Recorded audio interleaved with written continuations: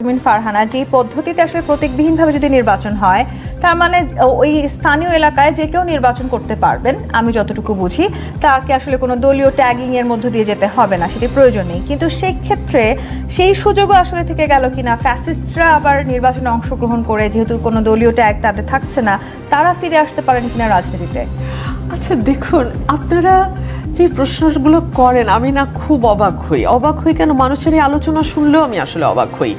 কারণ আপনি বাংলাদেশে মানে যে ভোটের যে পার্সেন্টেজের হিসাব গত 53 বছরের মিনিমাম 30% ভোট আছে আওয়ামী লীগের। এখন আপনি কি 30% লোক অর্থাৎ 20 কোটি ধরলে কত হয়? 30% 20 কোটি ধরলে 6 কোটি মানুষ, 6-7 কোটি, আপনি কি তাকে বঙ্গোপসাগরে ফেলে দেবেন? মানে আসলে কি বলেন আপনারা? আমি না আপনাদের প্রশ্ন বুঝি না তন্নি, আই এম সরি, আমি আপনাদের প্রশ্ন আসলে বুঝি না। মানে আপনি কি 6 কোটি মানুষকে বঙ্গোপসাগরে ফেলে দেবেন? তো ফেলে দেন, ফেলে দিয়ে তারপর বসেন ওই চেয়ারে, তারপর আলোচনা করি। সেই সুযোগ তো নেই। আমি বুঝি না আপনাদের কথা। এটাও বলেছেন বিএনপি জামাতে আমাদের আপত্তি নেই, আওয়ামী লীগের সঙ্গে সখ্যতা মানবেন না তারা।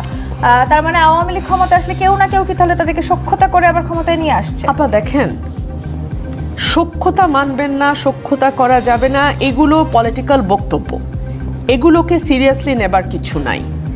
ওনারা বাংলাদেশের নাগরিক। তাহলে কাজ করেন, আপনারা এক কাজ করেন, এই সরকারকে বলেন আওয়ামী লীগের সমর্থক ভোটার সকলের একটা তালিকা করতে, তালিকা করে ওনাদের নাগরিকত্ব বাতিল করেন। মানে আপনাদের প্রশ্নের উত্তর তো আমি আর বুঝি না, এর বেশি কিছু কি দিব আপনাদের প্রশ্নের উত্তর আমি আসলেই বুঝি না।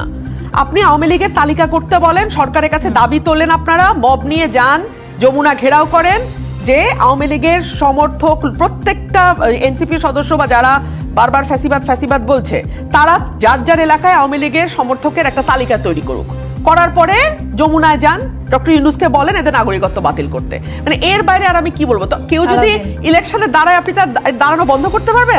আপনি বাংলাদেশের নাগরিক না?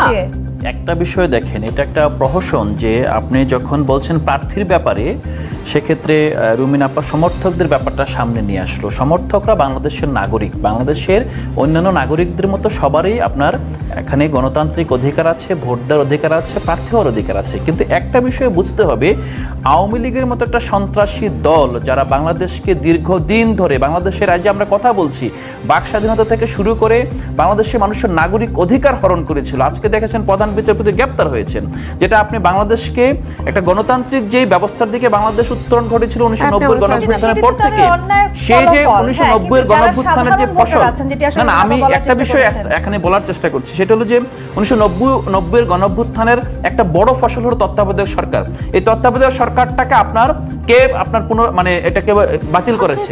আপনি যদি এই বিষয়টা বলেন, তাহলে বলেন যে বাংলাদেশের আজকের এই দুর্দশা, আপনি এই গুম খুন লুণ্ঠন সবগুলোর পিছনে আপনি একটা বিষয় বলেন, আপনি কেন বলছেন যে এখন সমর্থকদের লিস্ট করতে হবে? ব্যাপারটা এটা না, আমাদের দাবিটা হবে যে আওয়ামী লীগের পক্ষে যারা নির্বাচন করতে আসবে তারা কি অপরাধী কিনা, তাদের বিরুদ্ধে কোনো মামলা আছে কিনা। কোনো প্রতীকে নির্বাচন করছি না, দেখেন বাংলাদেশে কিন্তু নির্বাচন হচ্ছে নাকি, তাই তো আলোচনা। না না রুমি আপা যে বিষয়টাকে এড়িয়ে যাচ্ছেন সেটা হলো যে বাংলাদেশে এড়িয়ে যাচ্ছে না ভাই, 17 বছরে কিছু এড়াই নাই।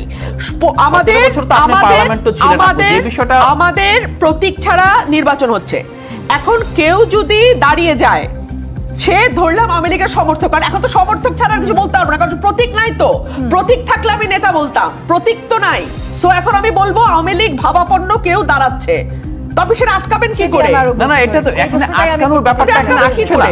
এখানে যেটা আসছে যে আওয়ামী লীগ প্রসঙ্গ আসলেই যে আওয়ামী লীগের সমর্থকদের প্রতিও যে আমাদের আপনার যে এই দেশ আছে, বিদ্বেষ আছে, ব্যাপারটা কিন্তু এটা না। আমরা বারবার বলছি বাংলাদেশের গণতন্ত্রের সবচেয়ে বড় বাধা আওয়ামী লীগ এবং তাদের সন্ত্রাসী কর্মকাণ্ড।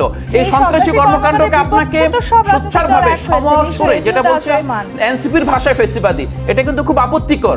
ফেসিবাদী ভাষাটা এনসিপির না। আপনি বিবিসির প্রতিবেদন বলেন, আল জাজিরার প্রতিবেদন বলেন, দেশি এবং বিদেশি সব মিডিয়ায় যেভাবে গত 15 বছরকে আপনার চিত্রিত করা হয়েছে, ফেসিবাদীর শাসন ব্যবস্থার চেয়ে আরো আপনার জঘন্য শাসন ব্যবস্থা, এটার পক্ষে কোনোভাবে সাফাই গাওয়ার কোনো উপায় নেই, কোনোভাবে উপায় নেই। উচ্চকিত আওয়াজ চারপাশ থেকে শুনতাম, তাহলে হাসিনা হয়ে উঠতো না। এক দুই হচ্ছে আপনারা আওয়ামী লীগকে মানে যে কথাটা বলা হচ্ছে যে তাদেরকে কোনোভাবে কোনো কিছুতে পার্টিসিপেট করতে হবে না, ওয়েল এন্ড গুড, মানুষের হাতে ছাড়েন।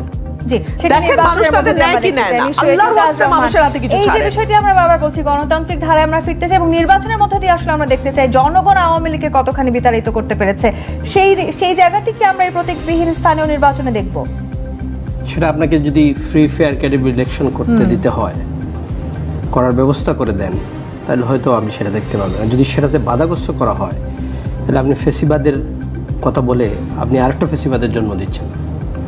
আপনি এখন দেশ যখন আইনের ন্যায় রাষ্ট্রের কাঠামোর ভিতরে না চলে, বাইরে চলে, রাষ্ট্র কাঠামো হলে সরকার থাকবে, পুলিশ থাকবে, প্রশাসন থাকবে, সেই আইনের মধ্যে থেকে আপনাকে কিন্তু সব কিছু নিতে হবে। এটার বাইরে যখন চলে যাবেন আপনি, আমি লাইভ প্রোগ্রামের এই টেবিলের বাইরে গেলে তো আর ক্যামেরার সামনে থাকতে পারবো না, তখন আপনি কিন্তু বাইরে চলে গেলেন, জঙ্গলে শাসন হয়ে যাবে আপনার। তখন আপনি কীভাবে নির্বাচন সুষ্ঠুভাবে করবেন? যে এই প্রতীক, এই ক্যান্ডিডেট কোনো প্রার্থীর কোনো প্রতীক নাই, কিন্তু সে একটা সমর্থক হতে পারে, তাকে আপনি বাধা দেওয়া শুরু করলে তো লক্ষ মানুষকে আপনি সরাইয়া দিবেন, তখন ওই গোষ্ঠীটা নির্বাচন থেকে জুড়ে সরে যাবে।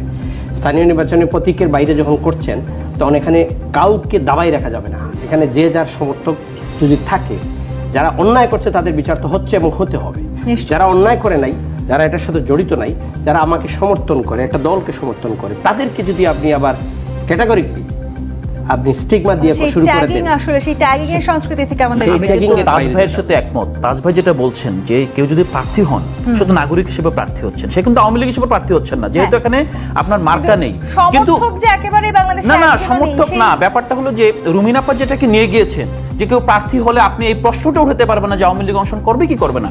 দেখেন একটা বিষয়, আওয়ামী লীগের যে সমর্থক, আওয়ামী লীগের সমর্থকরা ফেসিবাদ বাদ, তারা খুনের সমর্থক, গুমের সমর্থক, তারা আপনার সন্ত্রাসের সমর্থক। আপনি গত গোপালগঞ্জের ঘটনা দেখেন, আপনি গত দুদিন আগে সচিবালয়ের ঘটনা দেখেন, আপনি প্রতিটা ঘটনায় আওয়ামী লীগ প্রমাণ করছে সন্ত্রাসবাদের বাইরে আওয়ামী লীগের এখন পর্যন্ত কোনো রাজনৈতিক অংশগ্রহণ নাই।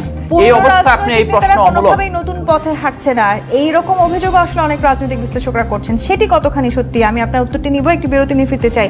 জি25 প্রাথমিক রাজকাহন থেকে আরেকটি বিরতি নিয়ে ফিরছি, সাথেই থাকুন। জি25 প্রাথমিক রাজকাহন দেখছেন, এটিও তাজ রহমান। যেটি বলছিলাম, রাজনৈতিক নেতারা, বিশেষ করে পুরনো যে রাজনৈতিক দলগুলো আছে, তারা কোনোভাবেই নতুন পথে হাঁটছেন না, এমন অভিযোগ করছেন রাজনৈতিক বিশ্লেষকরা। বিএনপির মাঠের রাজনীতি কিংবা অন্যান্য রাজনৈতিক দলগুলোর মাঠের রাজনীতি, জামায়াত ইসলামের কথা তারা বলেছেন, সরকারের সঙ্গে বোঝাপড়ার বিষয়, জাতীয় ঐক্যমত্য কমিশনে এই পুরনো রাজনৈতিক দলগুলোর কার্যক্রম, সবকিছু মিলিয়ে আদৌ এই রাজনৈতিক দলগুলো নতুন পথে হাঁটবে কিনা সেটি নিয়েও শঙ্কা দেখছেন তারা। আপনাকে এটার আগে উত্তরটা দেওয়ার আগে আমি একটু বলে দিতে চাচ্ছি, ডিসেন্ট্রালাইজেশনের কিন্তু বাংলাদেশে শুরু করেছিলেন হুসাইন মোহাম্মদ এরশাদ 1982-তে উপজেলা পরিষদ। একটা নির্বাচন 85-এ হয়েছে, দ্বিতীয়টি হয়েছে 1990-তে। তারপর এটা ক্যান্সেল করা হয়ে গেছিল, আবার 2009-এ কেয়ারটেকার ব্যাক গভর্নমেন্ট আসার পরে নির্বাচনটা হলো।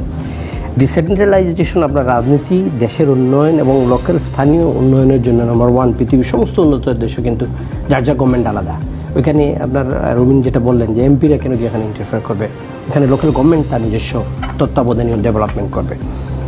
আপনি যে প্রশ্নটা বললেন, আজকে পত্রিকায় দেখলাম ডক্টর কামাল হোসেনের মেয়ে সারা হোসেন বলেছেন কি পরিবর্তন হয়েছে আজকের স্থানীয় জাতীয় টপ নিউজ পেপারে, কি পরিবর্তনটা আপনারা দেখছেন? বিচারপতি কোনো অর্ডার দিচ্ছেন না বয়ে, যদি কালকে আমার চাকরি চলে যায়। বিচারপতিরা এখন কাকে ভয় পাচ্ছেন তারা? এটা উনি কালকে বলছে, ওনারটাই নাম কোট করিয়ে আমি বলছি, প্রথম আলো যুগান্তরের রিপোর্ট থেকে কোট করে বলছি, কোট আনকোট। উনি বলেছেন এখন দিচ্ছেন না বিচারপতিরা অর্ডার, যদি আবার মিছিল মবরা আসে আগের বিচারপতিদের সরিয়ে দেওয়া হয়। তাহলে আপনি কোন পথে হাঁটছেন? আগে কিন্তু গভর্নমেন্টের অর্ডারে সরানো হইতো, এখন মব করে আপনি সরাই দিচ্ছেন। একই জিনিস দুইটা ফরম্যাটে করা হচ্ছে। তা আপনার পরিবর্তনটা কোন দিকে যাচ্ছে? আপনাকে সিস্টেম তো ফলো করতে হবে। আপনি সিস্টেমের যদি বাইরে যান, আগে গুম খুন করা হয়তো সরকারের তো নিয়ন্ত্রণে, সরকার অর্ডার দিত, পুলিশ বাহিনীগুলো গিয়ে করতো। এখন পুলিশের নীরবতায় যদি আবার আর গুম খুন মব হয়, একই জিনিস কিন্তু দুইটা ফরম্যাটে হচ্ছে। এখন মানুষ কি মনে করছে যে আমরা এত অত্যাচার সহ্য করে এই 17 বছর ছিলাম, এখন আবার যদি এগুলো হচ্ছে তাহলে কি হচ্ছে?